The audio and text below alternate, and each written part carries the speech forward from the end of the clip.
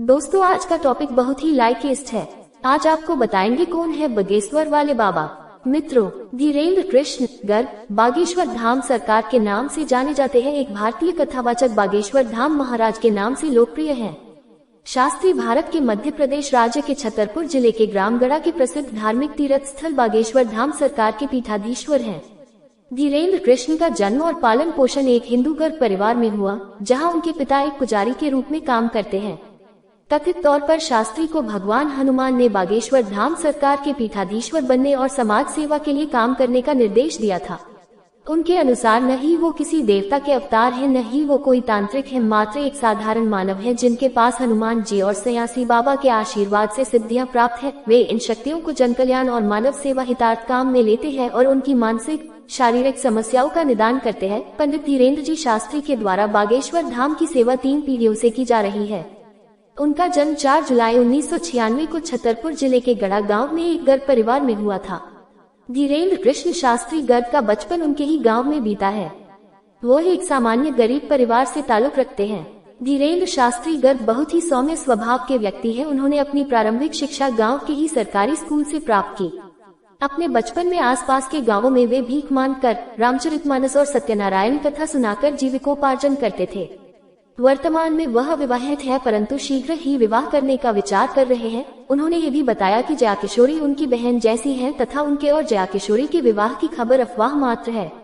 शास्त्री के अनुसार उनके पास निजी संपत्ति के रूप में एक मोटरसाइकिल है। उसके अलावा जितने भी दान दक्षिणा इत्यादि प्राप्त होता है वह धाम की सेवा में उपयोग होता है। उनके अनुसार उन्होंने 9 एकड़ जमीन खरीदी है, जिस पर वह कैंसर अस्पताल का निर्माण कर रहे हैं। धाम में आया दान, मंदिर विस्तार, जन कल्याण कार्य जैसे कन्याओं का विवाह, रोगों के निदान के लिए और अन्नपूर्णा भंडारा में लगाया जाता है। वो उस समय सुर्खियों में आए जब नागपुर की अखिल भारतीय अंधश्रद्धा निर्मूलन समिति के श्याम मानव नाम के एक व्यक्ति ने उन्हें दिव्य दरबार में चुनौती दी और उनकी आध्यात्मिक शक्तियों पर सवाल उठाया। मानव ने शास्त्री पर अंधविश्वास को बढ़ावा देने का भी आरोप लगाया। जब मीडिया में विवाद शुरू हुआ तो शास्त्री ने मानव को अपने दिव्य दरबार में आमंत्रित किया और वह जो भी जानना चाहते हैं उनसे पूछने के लिए कहा। प्रमुख हिंदू नेताओं का भी समर्थन मिला। 20 जनवरी 2023 को लगभग 500 लोग उनके दिव्य दरबार में आए।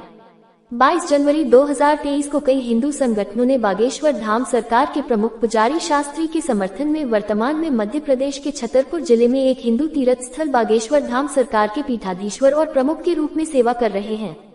शास्त्री को रामचरितमानस और शिव पुराण के उपदेश के लिए जाना जाता है। ऐसी मान्यता है कि इनके पास साधना द्वारा प्राप्त की गई कुछ दैवीय शक्तियां हैं, इसीलिए अनुयायी इन्हें त्रिकालदर्शी भी मानते हैं। उन्होंने अपने धाम में अन्नपूर्णा रसोई की स्थापना की है, जहां उनके अनुयायियों के लिए भोजन प्रसाद की व्यवस्था की जाती है। धीरेन्द्र शास्त्री गरीब और बेसहारा लड़कियों की शादी का वार्षिक समारोह भी रखते हैं। वो प्राचीन वैदिक अध्ययन और संस्कृत को बढ़ावा देने के लिए एक वैदिक गुरुकुल की स्थापना कर रहे हैं। 25 जनवरी 2023 को नागपुर पुलिस ने धीरेन्द्र शास्त्री को नागपुर में उनके सार्वजनिक कार्यक्रमों में अंधविश्वासी गतिविधियों को बढ़ावा देने के आरोप में क्लीन चिट दे दी। पुलिस आयुक्त अमितेश कुमार ने कहा कि शिकायत की जांच और अखिल भारतीय अंधश्रद्धा निर्मूलन समिति के संस्थापक शिकायतकर्ता श्याम मानव द्वारा प्रस्तुत सबूत की जांच के दौरान ऐसा कुछ भी नहीं पाया गया जो महाराष्ट्र अंधविश्वास कानून के तहत कार्रवाई को आकर्षित कर सके।